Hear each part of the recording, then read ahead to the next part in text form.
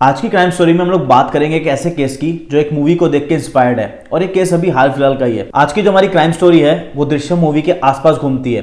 Drishyam movie एक ऐसी movie थी जो आप लोगों ने सभी ने देखी होगी, या तो आपने उसका हिंदी वर्जन देखा होगा या फिर आपने उसका तमिल तेलुगु वर्जन देखा होगा। दृश्यम मूवी लगभग इंडिया में हर लैंग्वेज में बनी है, चाहे वो तमिल हो, चाहे वो तेलुगु हो, चाहे वो कन्नड़ हो, हिंदी हो, और कई जगह तो उसके दो पार्ट भी आ चुके हैं। लेकिन हिंदी में अभी तक एक ही पार्ट आया था उसका, जो काफी ज्यादा सुपर डुपर हिट थी, और वो मूवी ऐसी थी जो हर लैंग्वेज में सुपर डुपर हिट है। तो काफी बढ़िया मूवी थी, काफी बढ़िया सस्पेंस था, काफी थ्रिलिंग थी, मतलब ओवरऑल बहुत मजेदार मूवी थी। कई लोगों ने उस मूवी को सेम टू सेम रिपीट करने की कोशिश करी क्योंकि उसकी राइटिंग इतनी बढ़िया थी, लेकिन फिक्शन और रियलिटी में बहुत फर्क होता है। मैक्सिमम लोग पकड़े जा चुके हैं। एक और केस हुआ है दृश्यम मूवी को देखकर, आज मैं उसी के बारे में आप लोगों को स्टोरी सुनाऊंगा। तो चलिए अपनी स्टोरी को हम शुरू करते हैं। आज की जो हमारी स्टोरी है वो है झांसी की गुरसराया की। गुरसराया में एक आदमी रहते थे जिनका की नाम था अमित। उनकी एक बीवी थी और दो उनके छोटे बच्चे थे, एक लड़की थी और एक लड़का। लड़की की उम्र थी करीबन 12 साल और लड़के की उम्र थी करीबन 7 साल। काफी अच्छा खासी उनकी फैमिली चल रही थी, सब कुछ बढ़िया था और पैसे वाले भी थे वो। उनका बेसिकली बिजनेस था टबैको का, बीड़ी गुटखा वगैरह का उनका बिजनेस था, जो कि काफी अच्छा चल रहा था और वो कामयाबी की सीढ़ियां लगातार चढ़ते जा रहे थे। अमित और उनकी फैमिली में सब कुछ बढ़िया चल रहा होता है। यह घटना है 25 अगस्त 2021 की। 25 अगस्त 2021 को कुछ अलग होता है। 25 अगस्त 2021 से पहले क्या होता है कि उनकी बीवी अपने मायके चली आती है अपने बेटे को लेकर किसी फैमिली फंक्शन वगैरह को अटेंड करने के लिए, और अमित और उनकी बेटी को घर पे छोड़ देती है अकेला। अब क्या होता है, 25 अगस्त तारीख आती है, अमित सुबह उठते हैं और अपने काम पे चले जाते हैं एज यूजुअल। लेकिन वो जब शाम को अपने काम से वापस आते हैं घर, तो उनको उनकी बेटी नहीं दिखाई देती घर में। वो घर में ढूंढते हैं लेकिन बेटी कहीं नहीं मिलती। लेकिन जब डिटेल में जाके अमित ढूंढते हैं तो अमित को उनकी बेटी मिल जाती है, लेकिन वो अपनी बेटी को देखकर पूरा ऊपर से लेकर नीचे तक हिल जाते हैं। उनके पैर थर थर कांपने लगते हैं क्योंकि जो उनकी बेटी होती है वो खून में पूरी लोथपोथ हो रखी होती है। पहली नजर में ही अमित समझ जाते हैं कि इसके ऊपर कुछ अटैक हुआ है। अपनी बेटी को ऐसी हालत में देखकर वो अपने आप को संभाल नहीं पाते। वो एकदम चिल्लाने लग जाते हैं घर में और पूरा मोहल्ला उनके घर पे आके इकट्ठा हो जाता है। पूरा मोहल्ला भी देखकर हैरान हो जाता है कि 12 साल की एक छोटी सी बच्ची पूरी खूनम खून हो रखी है, और उसको देखकर ऐसा लग रहा है कि उसके साथ या तो रेप हुआ है या फिर रेप करने का अटेम्प्ट हुआ है। पूरा मोहल्ला और अमित पूरी तरीके से रोने लग जाते हैं और चीखने चिल्लाने लग जाते हैं। वैसे तो सभी को पता था कि ये अब जिंदा नहीं है, लेकिन तब भी एक आस होती है हर किसी के मन में। तो उसी एक आस की वजह से वो लोग उसको हॉस्पिटल ले जाते हैं भागते हुए। सबके सब हॉस्पिटल पहुंचते हैं। हॉस्पिटल में डॉक्टर उसका चेकअप करते हैं और थरली चेकअप करने के बाद डॉक्टर डिक्लेयर कर देते हैं कि इस लड़की की डेथ हो चुकी है। अब अमित शुक्ला जाके एफआईआर लिखवा देते हैं पुलिस स्टेशन में अपनी बेटी के मर्डर की और अटेम्प्ट टू रेप की। वो अपनी बेटी के बारे में ये पूरी कंप्लेन लिखवाते हैं, पूरी डिटेल में वो कंप्लेन करते हैं। लेकिन उनके भी खुद के समझ में नहीं आ रहा होता कि उनकी बेटी के साथ ऐसा कौन कर सकता है और क्यों कर सकता है। इतनी छोटी बच्ची, उसके साथ कोई रेप करने का कैसे सोच सकता है, और उसका मर्डर। अब पुलिस भी एकदम हरकत में आती है। पुलिस एकदम लोकेशन पर पहुंचती है, अमित के घर पहुंचती है और हर चीज को बारीकी से देखती है। इवन इफ डॉग स्क्वाड को भी वहां पे लेके जाया जाता है कि कुत्ता को सूंघ के कुछ बता दे तो कुछ जल्दी इस केस को सॉल्व होने में मदद मिल जाए। लेकिन कुत्ता भी कुछ ऐसा कुछ सूंघ नहीं पाता और ना ही वहां पे लोकेशन पे कुछ भी मिलता है। घर पे पूरी घर में कहीं भी लूटपाट के कोई भी निशान नहीं मिलते, कोई भी फोर्स एंट्री का निशान नहीं मिलता। तो पुलिस के हाथ कुछ भी नहीं लग रहा होता और पुलिस के हाथ अभी तक खाली के खाली हैं।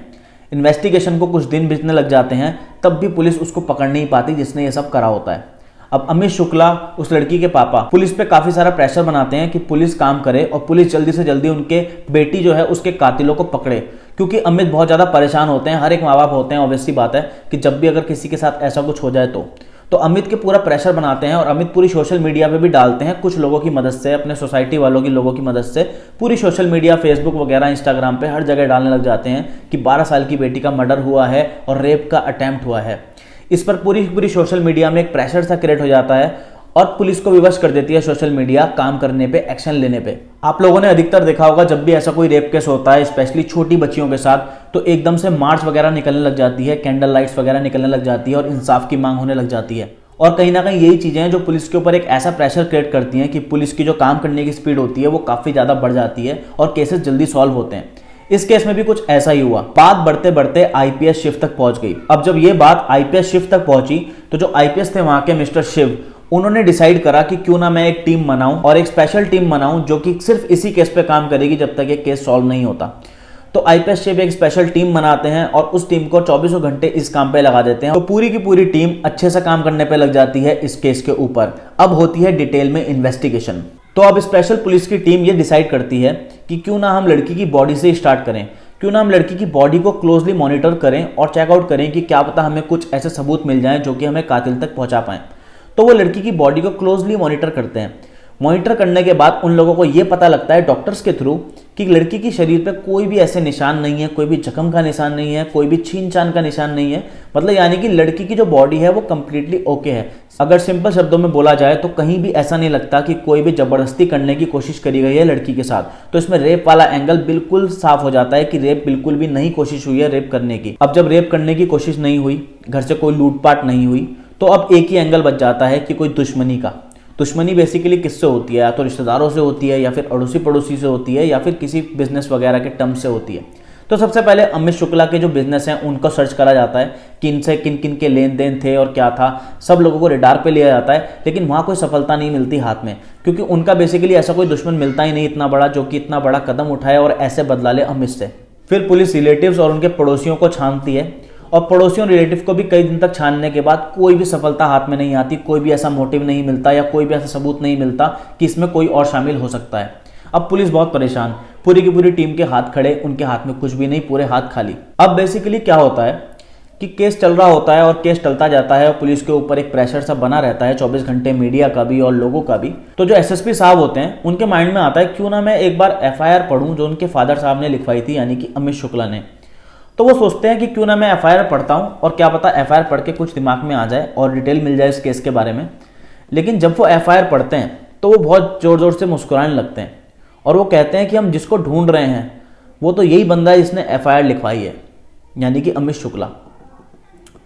उनको ऐसा लगता है कि ये अमित शुक्ला ने ही करा है मर्डर, लेकिन एफआईआर पढ़ के कोई कैसे बता सकता है कि ये मर्डर किसने करा है, और वो भी स्पेशली उसी ने जिसने वो एफआईआर लिखवाई है। बेसिकली एसएसपी साहब इतना बड़ा दावा करते हैं, उसके पीछे एक वजह नहीं होती, उसके पीछे करीबन कम से कम 5, 7, 10 वजहें होती हैं।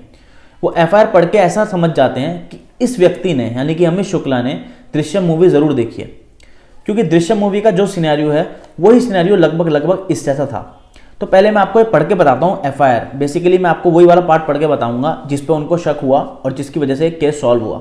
मैं आपको हूबहू वर्ड टू वर्ड पढ़ के बताऊंगा, 2-4 लाइनें पढ़ के बता रहा हूं आपको, जिससे आपको पूरा आइडिया हो जाएगा कि बेसिकली उनको ऐसा शक क्यों हुआ और उनको इतना बड़ा यकीन क्यों हुआ कि अमित शुक्ला ने अपनी बेटी का कत्ल करा है। एफआईआर में अमित शुक्ला लिखवाते हैं, 25 अगस्त की सुबह 6:30 बजे मैं अपने घर से निकला था। उस वक्त मेरी 12 साल की बेटी घर पर अकेली थी। इसके बाद मैं सकुशल मोहरानीपुर इनकम टैक्स के वकील देवेंद्र कुमार पुरिया से मिलने गया था। वकील साहब के पास लगभग 5 घंटे तक काम करवाया। इसके बाद मैं अपने पापा से मिलने अपने मूल निवास भी गया था, लेकिन पापा थे नहीं, तो नगर पालिका के नीचे जय भारत प्रेस से 40 बिल बुक लेकर गौरसराय वापस लौटा। यहाँ जब आया तब यहाँ आने के बाद घर में दाखिल हुआ, तब मुझे बेटी की हत्या के बारे में पता लगा। तो स्पेशली ये वाला पैराग्राफ पढ़ के एसएसपी साहब के दिमाग में आया इस बंदे ने दृश्यम मूवी जरूर देखी है। ऐसा क्यों? इसके पीछे कुछ मेन पॉइंट थे, जैसे कि उसने सबसे पहले ये लिखवाया कि सुबह 6:30 बजे, 25 अगस्त की सुबह 6:30 बजे, यानी कि उसने एक स्पेशल टाइम मेंशन करा है कि सुबह 6:30 बजे मैं घर से निकला। बेसिकली लोगों को इतना जल्दी टाइम का एहसास नहीं होता कि मैं कितने बजे घर से निकला। चलो कोई बात नहीं, कई लोगों को होता भी है। दूसरा, उन्होंने जब ये लिखवाया कि इसके बाद मैं सकुशल महारानीपुर इनकम टैक्स के वकील देवेंद्र कुमार से मिलने गया। अगर किसी की बेटी के साथ इतना बड़ा हादसा हो जाए तो वो कभी ये वाला वर्ड नहीं लिखवाएगा अपनी एफआईआर में, सकुशल।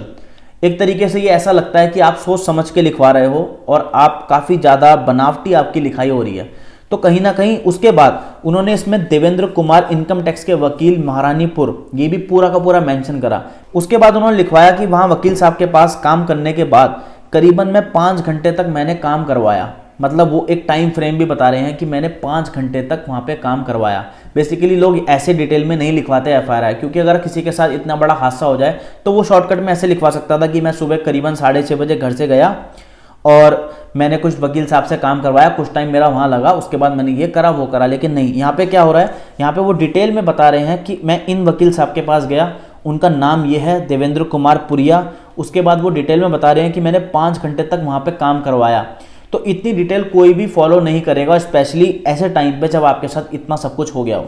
उसके बाद वो लिखवाते हैं कि उसके बाद जब मैं अपने पापा से मिलने गया, पापा घर पर नहीं मिले, तो जय भारत प्रेस से 40 बिल बुक लेकर गौरसराय वापस लौटा। इतनी माइन्यूट डिटेल कोई अपनी एफआईआर में क्यों लिखवाएगा, वो भी बिना पुलिस के पूछे। इन्होंने अपनी तरफ से इतनी माइन्यूट डिटेल लिखवाई है। बेसिकली जब भी अगर ऐसा किसी के साथ कुछ होता है तो इंसान क्या लिखवाता है, इंसान पहली बात खुद ही परेशान होता है। इंसान बेसिकली ऐसी ऐसी डिटेल लिखवाएगा सिर्फ जो कि उसकी बेटी से रिलेटेड हो। लेकिन यहाँ पे क्या हो रहा है, यहाँ पे वो अपनी बेटी से रिलेटेड कोई भी डिटेल नहीं दे रहे कि वो घर पे अकेली थी, या उसको इससे खतरा हो सकता है, या उससे खतरा हो सकता है, या मेरे को इस पे शक है, मेरे को उस पे शक है, या लड़की का कोई रूटीन बता रहे हो, ऐसा कुछ नहीं है। वो यहाँ पे अपना रूटीन बता रहे हैं उस दिन का कि मैं सुबह ये मैंने इतने बजे ये करा, मैंने उतने बजे वो करा, मैं इससे मिलने गया, मेरा इतना टाइम वहाँ लगा, इतना टाइम यहाँ लगा। तो इससे कहीं ना कहीं पुलिस के एसएसपी साहब को शक हो गया कि ये जो बंदा है ये बहुत ज़्यादा टाइम कर रहा है। और बेसिकली इसने दृश्यम मूवी देखी है, और दृश्यम मूवी को देखने के बाद ही ये ऐसी स्क्रिप्ट बनाकर इसने एफआईआर लिखवाई है कि ताकि इसके ऊपर कोई शक ना हो कल के दिन। Same to same Drishyam movie में भी ऐसा ही हुआ था। दृश्यम मूवी में भी आपको याद होगा कि अजय देवगन बार बार टाइम के ऊपर फोकस करता है, लोकेशन के ऊपर फोकस करता है, और किससे मिला ये फोकस करता है। ऐसे ही इस बंदे ने बार बार यहाँ पे फोकस करने की कोशिश करी गई है कि मैं यहाँ पे था, मैं वहां पे था, मैंने ये करा, मैंने वो करा। इतना सब कुछ जानने के बावजूद पुलिस के पास इतने गट्स नहीं थे कि वो जाके अमित को क्रॉस क्वेश्चनिंग करे और अमित के ऊपर इल्जाम लगाए कि उसने ही अपनी बेटी का कत्ल करा है। तो पुलिस ने सोचा क्यों ना हम और इन्वेस्टिगेट करें अभी अमित के बारे में, ताकि पता लग पाए कि क्या हम जिस डायरेक्शन में जा रहे हैं वो डायरेक्शन सही भी है या फिर गलत है। तो पुलिस ने जब ज़्यादा इंक्वायरी करी रिलेटिव वगैरह से और पड़ोसियों से, तो ये पता लगा तो अमित की जो ये वाइफ है, ये इसकी पहली वाइफ नहीं है, ये अमित की सेकंड वाइफ है। और जो अमित की पहली वाइफ थी उन्होंने ही उस बेटी को जन्म दिया था जिसकी अभी डेथ हुई है। एक्चुअल में उस लड़की की मॉम की जो थी पहली वाली मदर की, उसकी डेथ हो गई थी किसी कारण, तभी अमित ने दूसरी शादी करी, और फिर दूसरी शादी करने के बाद नई वाली शादी से इनको एक बेटा हुआ।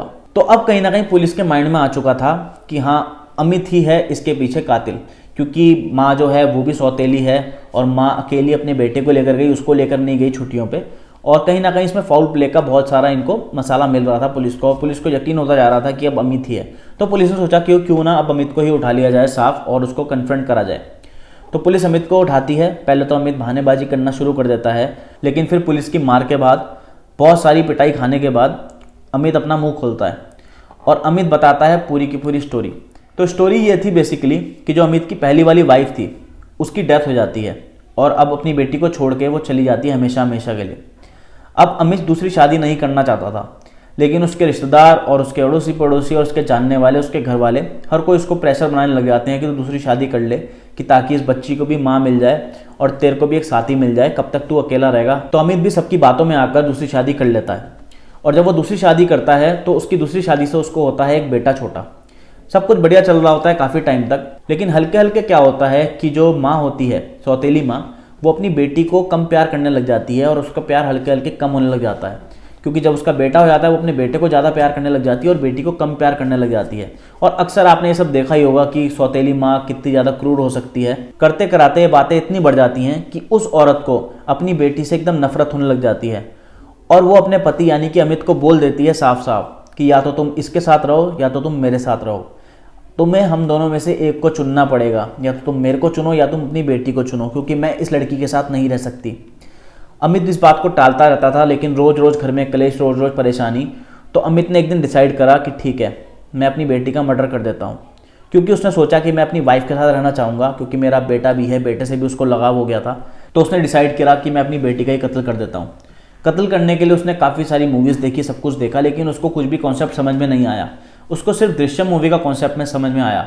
उसने देखा कि कैसे अगर हम टाइम फ्रेम को बार बार रिपीटेडली किसी को बताएंगे या फिर टाइम टू टाइम अपनी सारी चीज़ें प्री प्लानिंग करेंगे तो हम इजीली इस केस से बच सकते हैं। तो अमित ने भी यही करा। प्लान के हिसाब से उसने अपनी बीवी और बेटे को उनके मायके भेज दिया।